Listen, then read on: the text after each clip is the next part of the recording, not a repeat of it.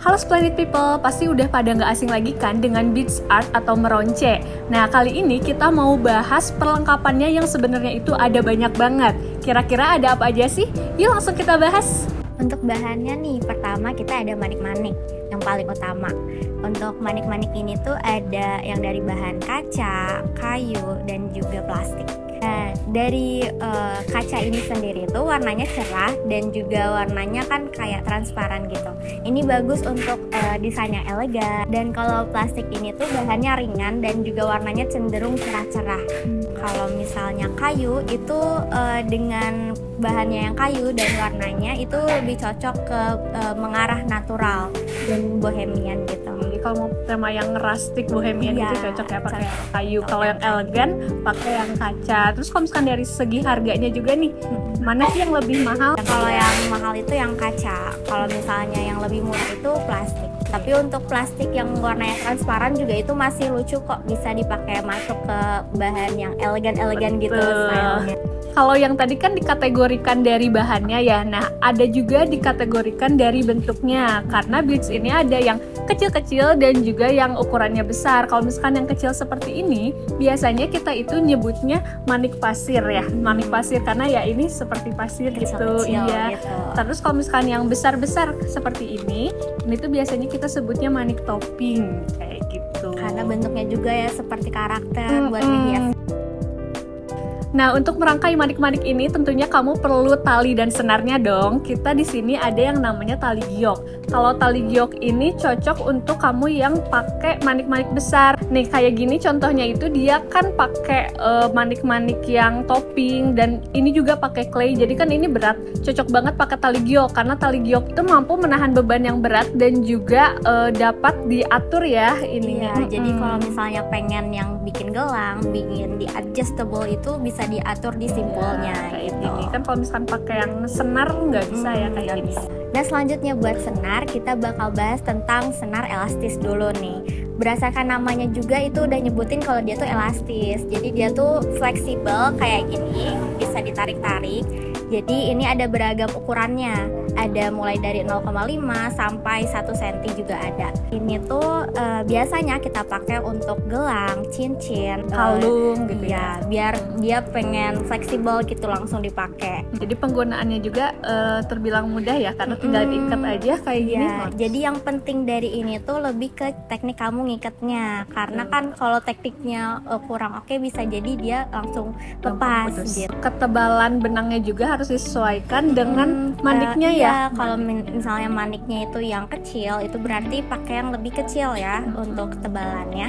Kalau yang besar-besar bisa lebih besar untuk ketebalannya. Nah, kalau tadi itu senar elastis, sekarang ada senar yang enggak elastis.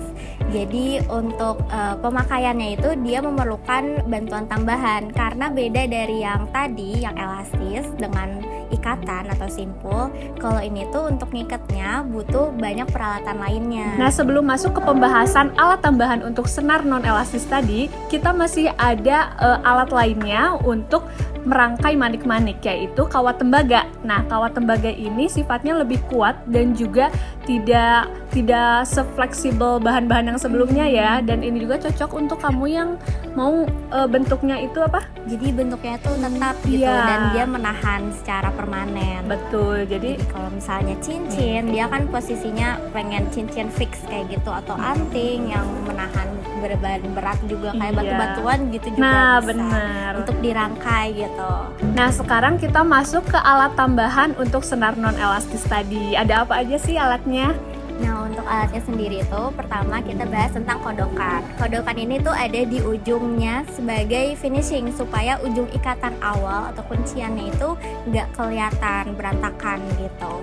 Nah, selanjutnya ada stopper nih. Ini tuh fungsinya sebagai pengganti ikatan atau pemati dari ujung beads buatan kamu. Ini tuh nanti bakal disembunyikan oleh kodokan yang tadi kita mention sebelumnya. Iya, karena kalau misalkan di senar elastis kan tadi diikat juga cukup ya. Kalau misalkan non elastis kan nggak bisa ya diikat seperti itu. Jadi kita gantinya pakai stopper. Oh ya, nanti dia tuh bakal dibantu oleh tang untuk menguncinya itu. Jadi butuh stopper tuh dikunci dulu pakai tang. Selanjutnya itu ada kait udang. Jadi kalau sebelumnya dengan senar elastis itu kan otomatis langsung nyambung ya. Kalau ini tuh jadi karena dua-duanya terkunci, untuk menyambungkan satu sama lain ujungnya itu pakai kait udang. Nah kalau tadi kaitan udang untuk mengaitnya, nah untuk yang dikait itu kita pakai bantuan ring O. Jadi misalnya sisi satunya itu pakai kaitan udang, jadi sisi satunya lagi itu pakai ring O aja buat nanti disangkutin sama kaitannya dan jadi nyambung gitu. Nah selain itu juga ada chain extender. Jadi misalnya untuk penambah panjang, kita bisa tambahin rantainya aja nih, nggak harus nambahin jadi manik-maniknya panjang banget gitu sampai belakang. Ya, terus misalkan kita juga kan kadang pengen pendek tapi kadang pengen panjang segini, bisa diatur aja dari chain extendernya itu. Bahkan kadang chain extender itu buat jadi hiasan juga sebagai estetis dari kalung itu sendiri gitu. Jadi tergantung penggunaannya ya. Bisa jadi hiasan doang atau bisa jadi emang penambah panjang gitu nanti ke kaitan.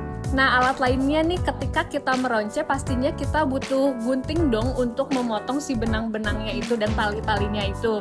Nah, bisa pakai gunting-gunting yang kecil ini ya untuk mempermudah. Jadi karena guntingnya ini size-nya kecil, mudah menjangkau tali-tali yang kecil gitu. Jadi betul. bisa lebih detail ngeguntingnya. Nah, jadi itu. misalnya mau gunting ini, nanti yang bagian lainnya nggak kegunting Iya, juga. kan takut ya kalau guntingnya besar kita ternyata malah gunting. Salah gunting Iya, semuanya. bagian benang lain. Udah. Semuanya. Terus pastiin juga guntingnya itu tajam, karena kalau nggak tajam juga ya jadi ke benangnya itu jadi takutnya rusak ya. Jadi benangnya rusak tapi dia nggak kegunting gitu sayangnya. Jadi biar lebih rapi pakai gunting yang tajam. Nah selain gunting kamu juga perlu tang. Tang ini juga nggak cuma satu jenis tapi ada banyak jenisnya. Nah misalnya nih kita butuh untuk ngegunting dari kawatnya itu sendiri, kita butuh tang gunting, dan misalnya untuk diputar untuk ujungnya itu kita pakai tang putar atau tang jepit untuk nahannya. Iya, karena kalau pakai tangan kita aja sebenarnya untuk memutar, untuk menjepit bisa, tapi kan sakit juga ya. Iya, terus kadang merusak kuku kita. Iya. Jadi daripada rusak kuku kita, mendingan Iya, pakai tang aja, lebih mudah. Jadi dari meronce ini tuh kita juga harus kenalan dulu sama alat atau bahan yang bakal kita pakainya nanti, supaya nanti bikinnya itu lebih enak dan nyaman juga gitu. Jadi nggak asal kayak misalkan kamu udah beli nih manik-manik sama senarnya doang, taunya ternyata nggak bisa disambungin, harus beli alat lainnya. Kadang tuh udah beli tapi bingung gimana caranya. Jadi harus gitu. kenalan dulu sama alat-alat dan bahan seluruhnya gitu. Jadi semuanya udah ready, udah ada, baru dengan mudah dan baru nyaman bisa mulai. Nah dari Beads Art sendiri itu sebenarnya masih ada alat lainnya loh untuk bikin jenis-jenis lain. Beads Art itu kan gak cuma yang seperti ini aja ya, masih banyak contohnya kayak gini. Dan ini tuh gak cuma asal pakai senar dan manik-manik doang ya, tapi ada alat-alatnya lagi. Apa kita bahas selanjutnya di next video? Banget nih kayaknya. Nanti kita bahas di next video ya. Nah mungkin segitu dulu aja review peralatan Beads Art atau meronce dari kita. Kalau kamu mau mencoba Beads Art atau meronce sendiri, kamu bisa beli alat dan bahannya di Splendor. Kamu bisa langsung datang ke toko kita atau belanja online melalui WhatsApp dan juga Shopee Splendor Workshop. Untuk info lebih lanjut bisa cek di deskripsi di bawah ya. Selanjutnya review apa lagi ya? Komen di bawah.